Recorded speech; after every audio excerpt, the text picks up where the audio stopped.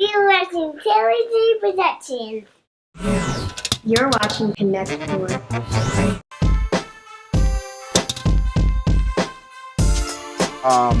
My name is actually Oral because my mother thought that would be a good idea.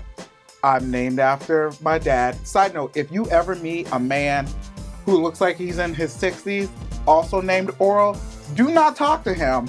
Run. And he probably, at the end of your conversation, will owe you $20. So, just a heads up. There are a couple of Orals in the world. I've only met one that I'm not related to. You're the first for me. Yeah, so that happens a lot. I hear that a lot. I'm gonna let you in on a secret. So many jokes. So anytime I'm like, oh, they're like, what's your name? I'm like, oh, my name is Robert, but you can call me Rob. It's my middle name. And I didn't want to say, hi, my name is Oral. They're like, what, really? That's your name? I'm like, yeah, that's my fucking name. I was born in New York, but we moved when I was really little because it was New York in the 80s, and my mother said, fuck all of this, we're leaving.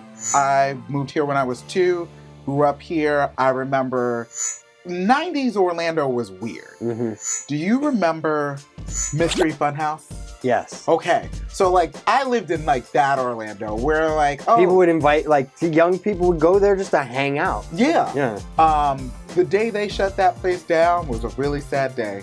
I grew up in that weird staccatoed Orlando. So you had Skull Kingdom.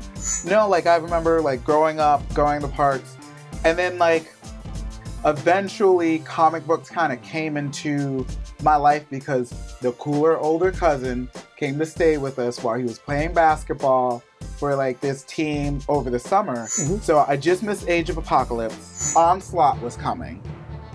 And my cousin was really adamant about collecting the first 50 issues of Spawn. And he was just piecing together the last, I'd say Spawn was huge right then. Yeah, 8 or so issues. So I came in, we got this random sort of hodgepodge of comic books that we just kind of picked up with any milk money we had. He's like, this is Spawn. Don't tell your mother I'm showing you Spawn because she'll fucking kill me. It kind of informed what I like about Marvel or just comics in general. But my cousin moved away. I fell out of comic books.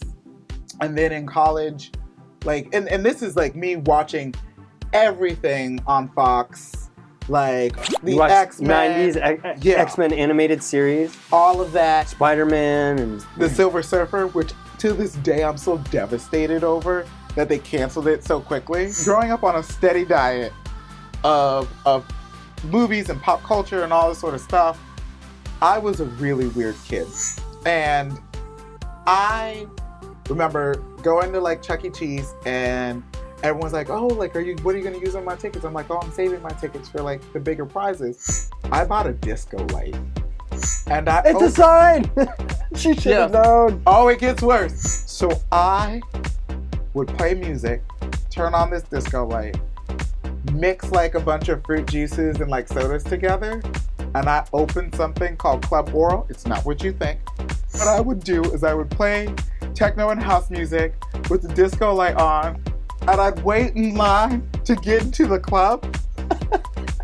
Your own line? But sometimes I didn't even get in. But that's the kind of kid I was, and it's really hard to find your tribe. And so I think nerds are that tribe because we're all outcasts. We all love different things.